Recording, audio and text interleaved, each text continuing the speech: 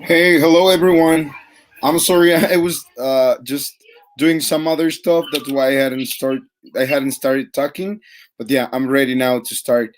Well, I'm going to give you 2 more minutes for you guys to start turning your computers on and following the link I just sent you, so we can start. Right. So we will begin in a couple of minutes. See you in a while.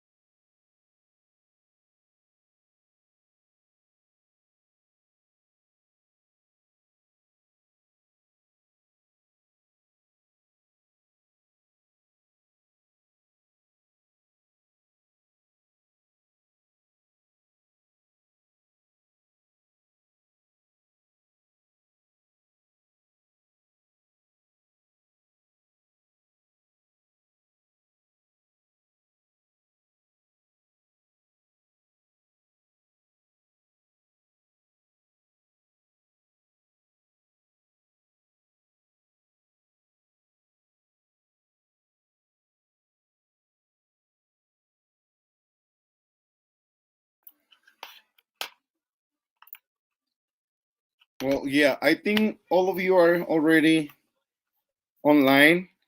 Hey, hi, how are you, all of you? Coco, Terry, Raquel, Aurea. Welcome to this session. I'm very happy to be able to work with you today, and it's nice to work today with you.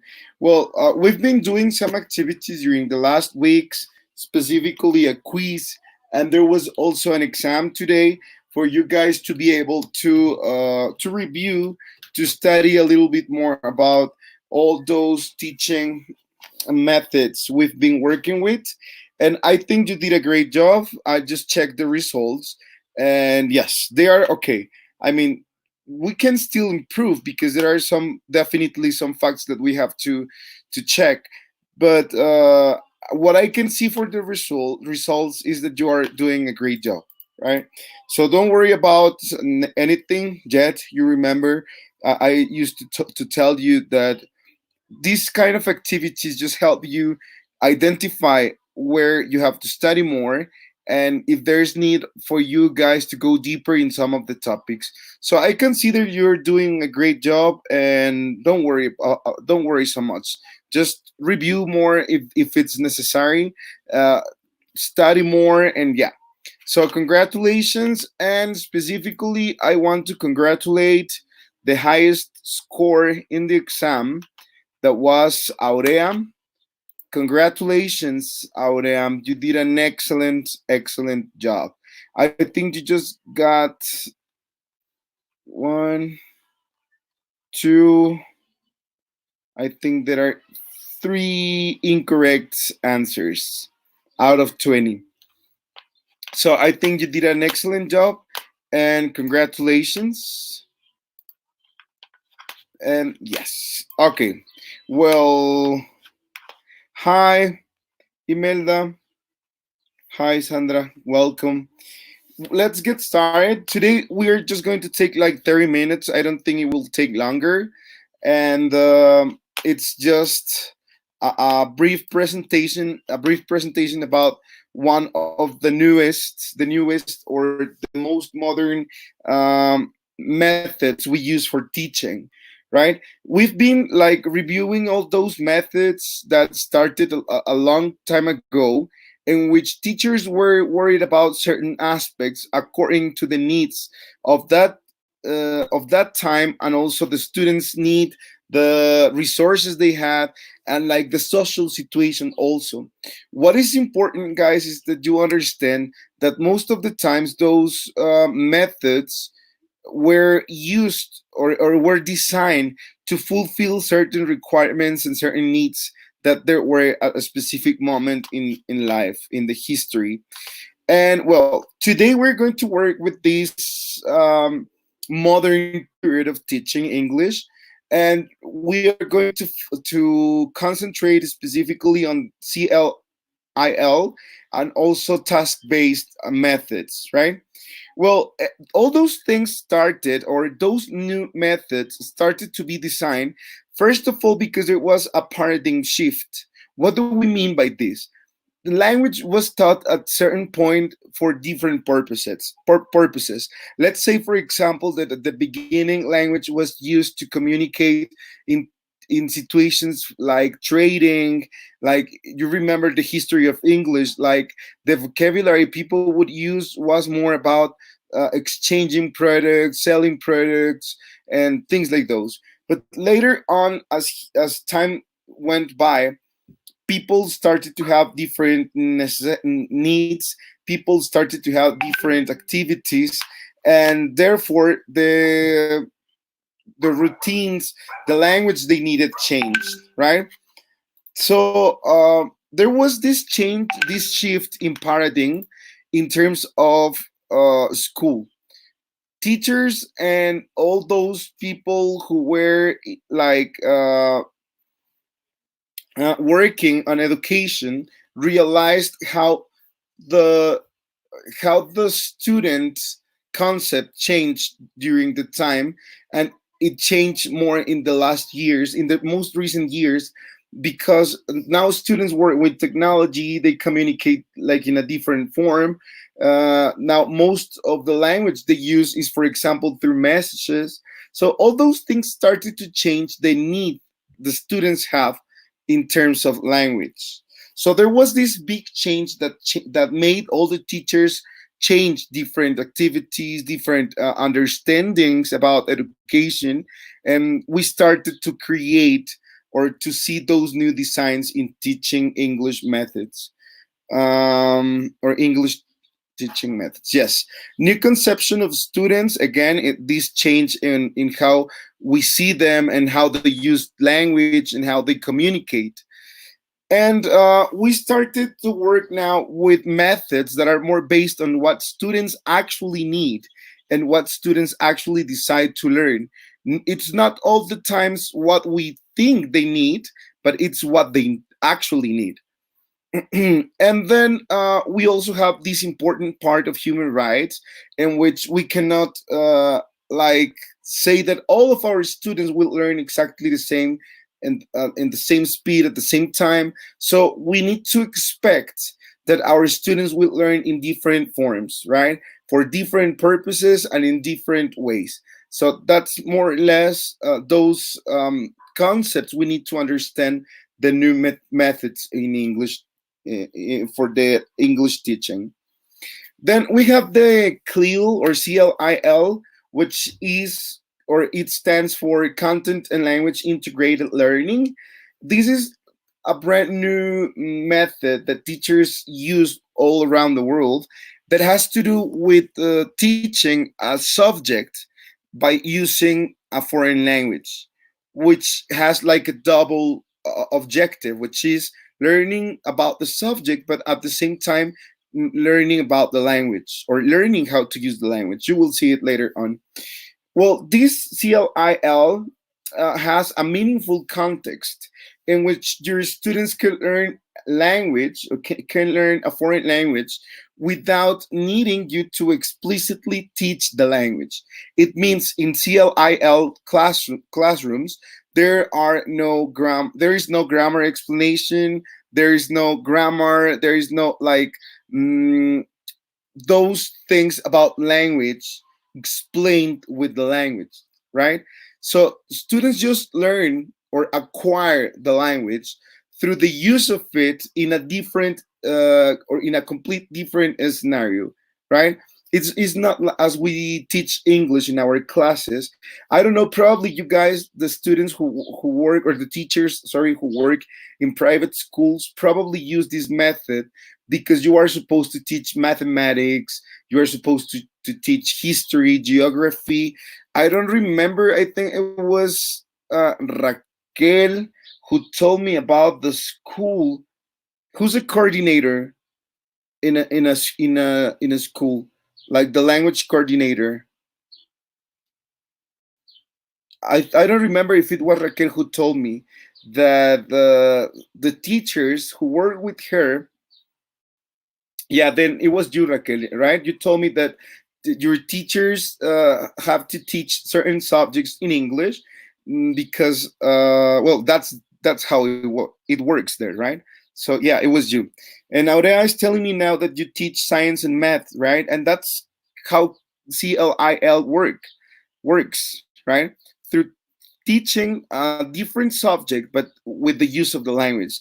And it has two purposes, as I said at the beginning: knowing the language, learning about the language, but at the same time learning about a different subject. CLIL is simply teaching of subjects, like in simpler words, to students in a language that is not their own, right? If they teach me maths in French, for example, then that would be a CLIL classroom or class. And I find it really interesting because it has those theoretical foundations that claim that there's no need to motivate your students in terms of language. Like there's nothing like some teachers say you need English because you need to talk to people in other countries, or learn English so you can understand the movies you love or the series you watch. But it's not necessary in this kind of language classes, because students have this inner motivation, or like this natural motivation to learn something about a subject, right? That's why it's quite complicated, because you need to make them feel more motivated about the subject itself than about language. Language will be a mean, as it is now for our lives, right? No one told me when I was a kid, like, you learn Spanish because if you learn Spanish, you will be able to communicate. No one told me that. There was this motivation about me going, like, when I used to go to elementary school, and teachers would use Spanish to teach me other subjects, then I was really motivated about the subjects, like geography, for example. It was one of my favorites. So I started reading things about geography, and I was acquiring words, and I was acquiring my own language, right? Probably I had some skills already about reading, right? But my vocabulary was not as wide as it is now in Spanish. So it was all because I was or I felt motivated about certain subject. So that's what CLIL is. I hope I'm not getting you guys confused. If I am, please just let me know. Or if there are any questions, please also tell me. Some of the most important characteristics of CLIL is that it has two different elements to look at, as I told you before: the subject and the medium of instruction. The subject, it can be, for example, maths, geography, history, anything, right? And that's important because teachers should be experts on that field, and teachers should know a lot about that specific subject they're teaching. But at the same time, teachers need the language, which is like the second element of a CLIL class. The teachers need to know the language, need to master the language, but not know as some of the teachers do nowadays. There are some teachers who work, for example, in elementary schools. Probably those teachers or some of those teachers know the rules, know the structures, but when it comes to a conversation, when it comes to something more like daily life situations, they cannot use the language because it's simply a different skill. It's not knowledge of the language, but it's a skill that probably they haven't developed. I'm not saying they don't know. The thing is that probably they don't practice so much. When you work with kids, your language is not like really wide because you don't need so many words to tell them or to explain to them many things. So it's like you don't use the language a lot with this kind of students. Therefore, it's more difficult to develop this probably speaking skill. And in here, in this kind of classes, it's important, it's necessary. You need to know about the subject, and also you need to know or you need to be able to speak the language fluently so you can transmit all this knowledge about the subject. The objectives, or some of the objectives this kind of methods have yes have no, these kind of methods has, yes, I'm sorry. So for example, it says CLIL class. Wait. Yeah, we said these already. Like there are two different objectives, which is the subject matter and the target language, right? Like we have two important things, two objectives: to teach our students geography, but at the same time, we want to develop the use of the language, especially spoken language, right? Nevertheless, they CLIL also cares about writing and the other skills, right? Here we couldn't say that there is like just a favorite skill as we found out in the other methods, but probably we could say that speaking is more important. Nevertheless, all the skills are part of the same cycle and they are important in different ways of communication. So students learn the words, the phrases, and the concept as they need them. There's not such thing as a taxonomy we could have for teaching our students under a CLIL class. For example, we cannot say like, they need first these words or these expressions. Students just come up with their doubts with the language they need, right? For example, if they are working with geography and now they are specifically working on the different types of weathers, for example, students will start deciding what vocabulary they need, what kind of expressions they need, the structures even. That's why it's quite flexible, right? We cannot say what language comes next. This is just a matter of functions of the language, right? Because you will teach this important topic, like the background topic, and then you just will adapt the different language functions that can fit in that situation. So students often um, feel that necessity of learning whatever, a word or a concept or an expression before actually they know what it means, right? This is quite confusing, but it refers to first students need the language to communicate, and later on they know what it means. For example, when a student tells you, "Hey teacher, how can I say that I don't go to school very often, but every day that is important I go?" Then you go with, I don't know, you look for an expression like, "I'm not very responsible with school, but still I never failed my subjects," right? For example. So students will say that phrase, and then they will probably start understanding it, like the elements it has. oh, it has this verb, it has, they will understand it later. They will fulfill first their needs, and then they will find out what the expression or what the word meant, right? Mm, this kind of method, or this method, not just provides context for learning, but it also does it in a natural way that helps our students acquire a second language as they did with the first language, as we did with the first language, right?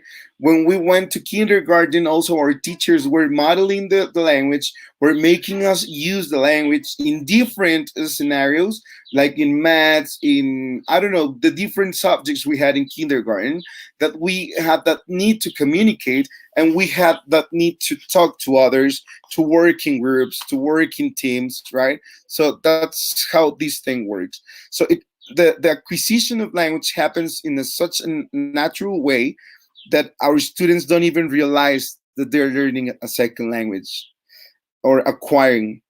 Imelda wrote a comment. Just let me read it before we continue. Also, in the course book, have some pages that have some exercises like that. Yeah, it is like how we link language with those new, with those other topics, right? I don't remember how to say that in English, but in Spanish it's called transversalidad. And yeah, that's how we're trying to teach not just English, but all the subjects are working under this concept. If you can see, those who work for public schools know that there should be transversalidad for everything. Every time you're planning, you should like plan an activity working with another, with a coworker, like the math teacher, the English teacher, the whatever teacher. It happens more, or it's more like it is easier to see it in junior high school and high school, because there are different teachers teaching different subjects, and it doesn't happen in elementary schools, right? There is always the same teacher who teaches everything, the English teacher and the PE teacher. So it's not as easy to see transversalidad in those levels than how it is in junior and high school also. If you do a project, you use all of the skills. That's true, and that's why this could be considered a task-based approach or method, like the text about students taking cooking lessons in French. Yes, yes, or in France. Yes, that's true, and that's natural, because that's how we learned.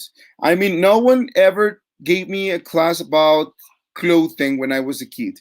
Like, those are the shoes. Say shoes, shoes. No, it was just like my parents will tell me, like, hey, put your shoes on, or look for your shoes. Where is where is your t-shirt, where is these, where is that? So it happened in such a natural way that you didn't even realize of how it happened. So that's how it happens now in the CLIL class. There is another comment that says multidisciplinary learning. That's true. Yeah, transversalidad, thank you.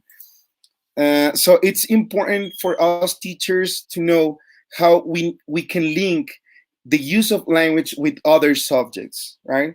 It's important, it's necessary, and it's helpful for our students. And as you can see, those theoretical foundations are telling us how important it is for our students to feel they are not learning another subject. They're using the language for something they need for their daily lives. That is, for an example, going to school or doing something in a class. We use CLIL in math, science, and history classes. Oh, yes, Raquel, thank you for that. I think when you told me those things for the first time, I thought it was really interesting to see how we are using those methods more and more frequently in Mexico. And that's interesting, because our students are now getting better and better classes. I think that's good. Okay, so we will continue, dear students, with this. Just let me find my presentation. It's here. Mm, more characteristics. Yes, I'm sorry. Well, under the concepts of this method, it is important to understand that all the things that happen in our mother tongue, for example, making mistakes or those errors, this negotiation of meaning. You remember we talked about that in the last module. Those things are part of daily life communication. When you make a mistake in Spanish, for example, that is our mother tongue, we correct that mistake, or we explain the things in a different way. We point at something. Those are things that happen naturally in language, right?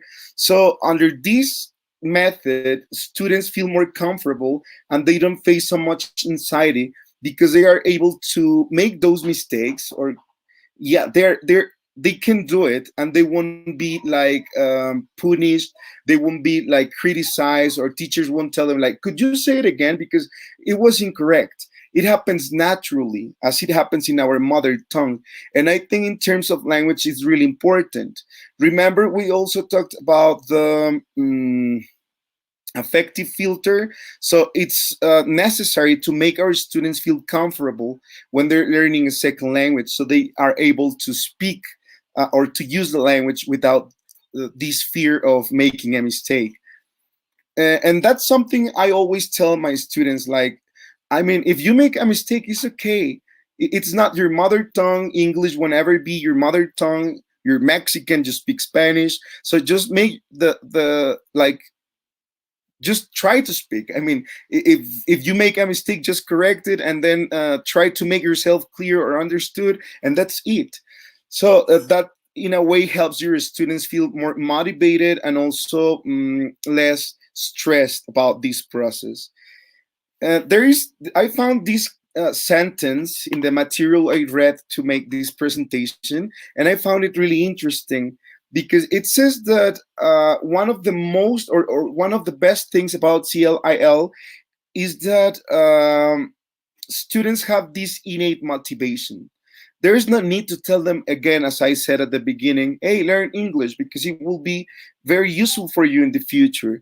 It's just that they feel so interested about the other subjects. All of us have favorite subjects when we go to school, so that motivation is more than enough for them to use the language, because they like, you are not telling your students that the purpose of your class is to learn English, but the purpose is something different. For example, it could be exploring something about geography around the world, or it could be knowing what happened in the First World War, and then they will be so motivated about the topic, the content topic, that language will just come naturally, and you don't need to convince them about how important it is to learn a language.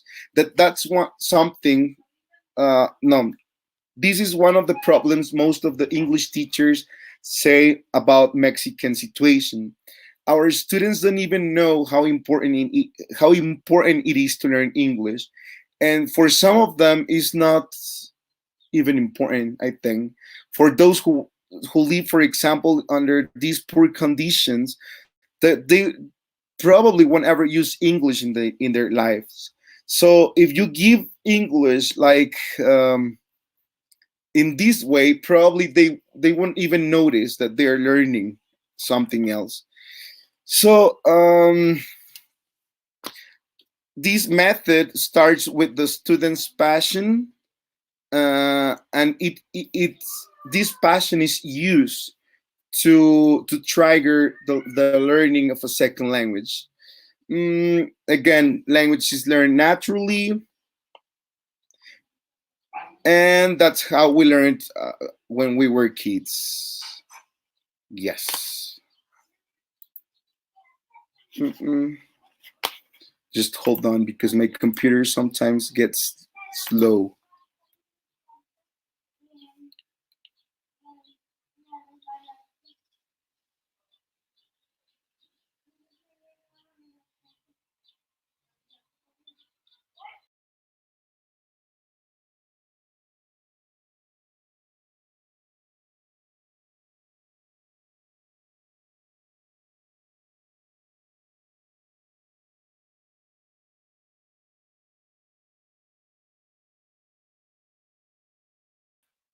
I'm sorry, I had a problem with my computer, but I hope you had heard everything I said.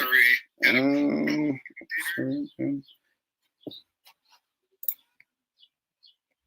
and well, uh, I told you something about skills at the beginning that when we were studying the other methods, we learned that some of them were more like approaching certain skills. For example, if you remember, the grammar translation method was more interested about developing the ability of writing rather than speaking, and they were more worried about you knowing the appropriate structures, the appropriate form of language and not the use. So we've been talking so much about this, but specifically with the CLIL, mm, we need as teachers to teach, right? uh, Using all the skills, because now we see the language as a communicative cycle in which all the different skills are important, all of them. There's no such thing as the most important skill or what we prefer our students to be able to do better than the other. Like, we need all of them. So all of them should be combined. I think it was Terry who wrote something about projects in which you have to involve all the skills. Well, that's true. That's how it works. Um, for example, listening is a normal input activity, be, vital or vital. I don't know. I think I would say it's vital for language learning, right? So listening is seen as input, right? We use listening to give our students model of the language and important input for pronunciation, for fluency, for the actual use of the language. Reading is using meaningful materials is the major source of input. Again, reading is input. Speaking is more like it worries more for about fluency, and accuracy is seen as subordinate. We care more about fluency than accuracy. Remember, those are two important terms when we talk about speaking, because yeah, the two of them are important. You need to be fluent, but at the same time, you need to be able to deliver a coherent message. But within this method, we worry more about fluency. And grading is a series of lexical activities through which grammar is recycled. So grading is just again the use of grammar, the use of all those things in different situations, right? But all of them are important.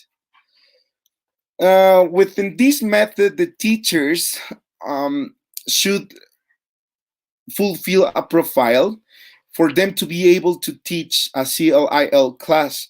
For example, they need those professional values, professional development, communication, subject knowledge, as we said at the beginning. We need like a math teacher, expert in maths, but this teacher should also speak a language, the foreign language you're trying to teach. And those teachers also need a big understanding of learners and their learning. So, see, this profile is really wide, I would say, because they need to know, or they need knowledge about pedagogy. They need knowledge about planning, like the teaching stuff, but they also need a good command of the language, and also the command of the mastery of the subject they will be teaching. So I think it is really hard to find this kind of teachers. At least it is in Mexico. But yeah, so you need such a good teacher to be able to be in front of the group in this kind of classes. And students are seen as active learners because they're building their own knowledge, but they're also like collaborating with other students in order to build this like knowledge of the group, of that society. They are decision makers also because they participate in everything, like in the design of their classes, the design of the material. They're also an important source of materials because they can take into the classroom all those things that they find interesting and useful for the class also. And they are seen also as part of a social group, as a being who needs to communicate, and that's also important. And that's all about CLIL overview. I mean, probably there are more things that we could talk about, and probably a simple session is not enough for understanding this method completely. But at least we just have what we need, right? This was just a quick overview of what this method is. And what I wanted you guys to do is to make the difference between the most modern methods to approach language teaching and to with those methods that were used before. And well, the important reflection we've been mentioning a lot, that there's not such thing as the better, or the best, sorry, the best method, because all of them have uh, good principles or appropriate principles for the different needs that we have sometimes in our classes, or the needs our students have. So this was quite complicated. I mean, I understand most of the things, but again, those are new things that we don't commonly use in our schools, right? Because I haven't ever used these. I just teach English, and I've been teaching English for the last 10 years. But when it comes to teach a different subject, but with a foreign language, I think it's hard, and I think you need a lot of comprehension about different things to be able to do it correctly. And well, I would like to listen to your comments, or well, great, your comments, your questions, your concerns, doubts, complaints, anything you want to write. Feel free to do it, and I will be happy to answer your questions. So I will read the chat. I just need you guys to start writing down.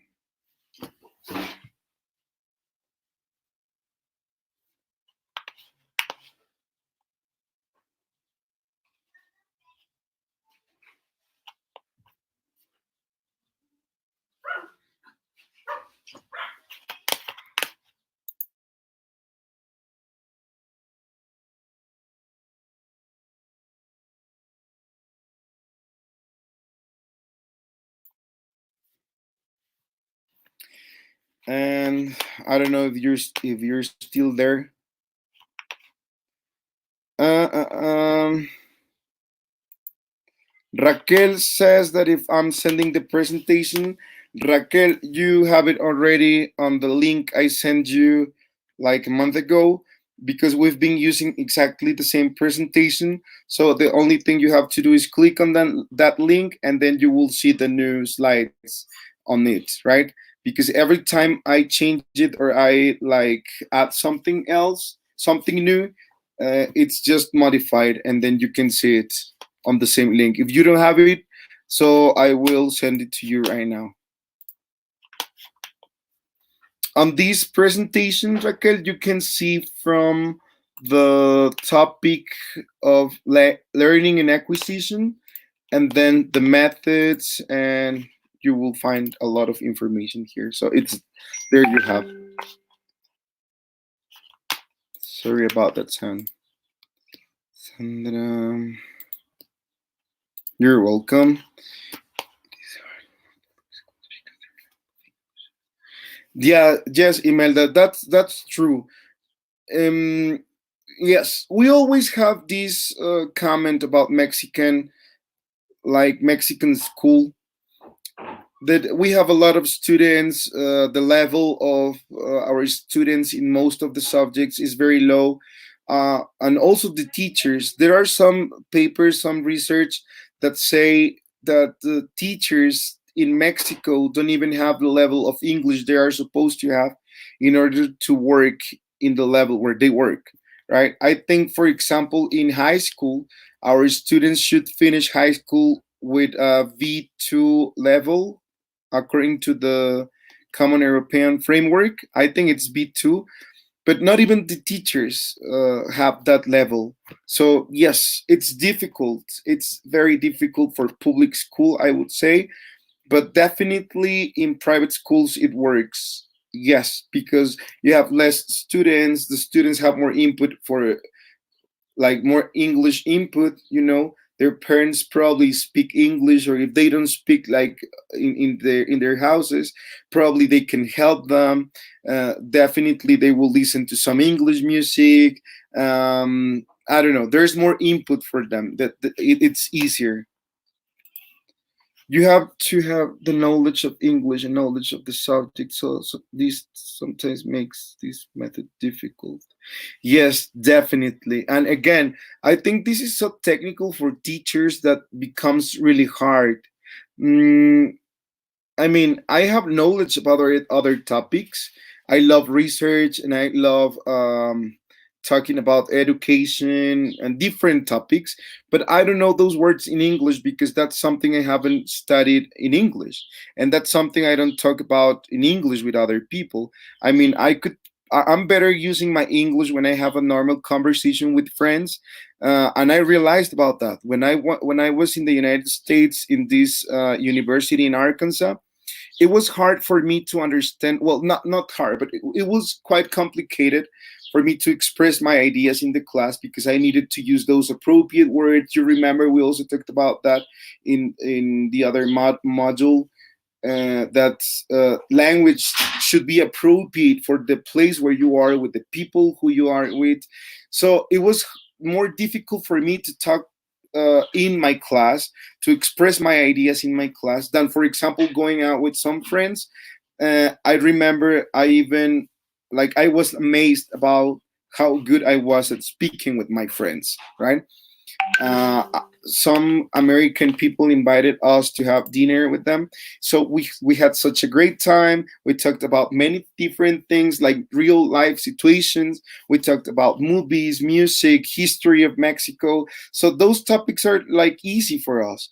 And yeah, I can do it better and more fluent, probably because that's something I always do and I'm used to that. But when we talk about speaking, or like giving a class about a specific topic, I think it's more complicated because you need to be an expert.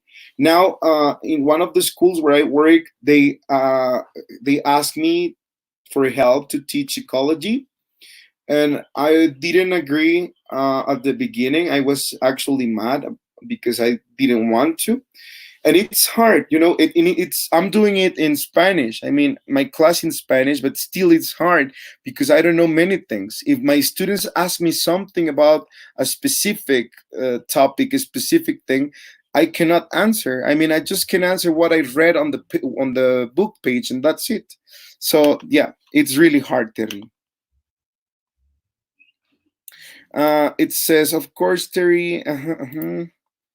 I think CLIL is a great platform to involve students in other languages and cultures. Completely true. I completely agree with you. That's a good point. As I told you, we work with science and math for first grade. It's not difficult as a teacher to work with this method, but working with advanced levels is not that easy. Yes, yeah, completely true. Again, it has to do with social linguistics, I would say, because it's like younger students, like they demand less than older students, right? That's because their language is not like built completely, so they don't understand many things and they don't ask you for these complex questions.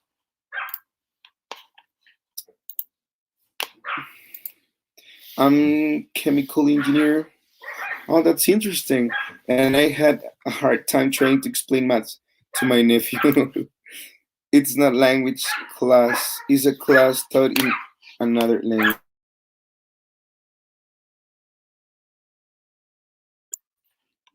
Yes, it's not a language class in its more strict concept. we use it to teach language, to make them acquire a language, because again, make this difference. In CLIL, it's not a conscious process, and the final result is not knowledge of the language. It is ability to use the language. So our students are not learning, they're acquiring the language in CLIL. I took organic chemistry in English, and it's not easy. I bet it's not easy. But now we have Mr. Google. That's true also. It helps a lot. Mm, this method is a challenge for teachers because you have to have the knowledge of the subjects. It's such a big challenge. I agree. Okay, so I don't know if there are any other questions, comments, or anything else you want to add.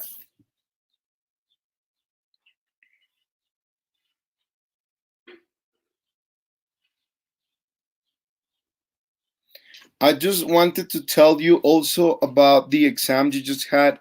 Um, I'm grading them. I mean, you could probably see your results automatically, but now I am like like re- like I'm taking all your grades. Sorry, and you can see them on the Google Classroom platform. Then you will see your result. And what I would like you guys to do is like don't know the exam or try to make some like sorry, I don't know what I am thinking of. The las impresiones de pantalla se me fue, perdón. The screenshots, yes, and try to print them. Try to have this information for you guys to be able to study later on, like to have this guide you need. And yeah, don't just think that we finished the topic and then you just forget about the topic itself. No, try to continue studying and try to keep this information as fresh as possible. Coco, what about the quiz? Tell me, what is the question? What is the problem with the quiz?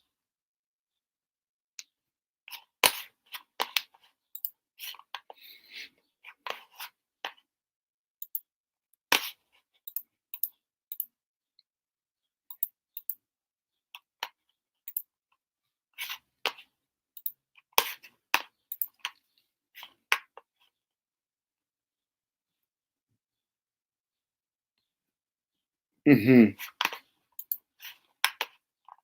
Yes. What about theoretical foundations? Well, if the question is what do we mean by theoretical foundations, then the answer would be that it refers to the, like in human words, in simple words, theoretical foundations are like the, like it is like the spirit of of the method, like the, like how you understand everything, like how do you understand teaching, how do you understand learning, and how do you understand this process. But yeah, I think your question goes more for specific questions. It's 14, 15, and 20 and 23. Yes, what about them?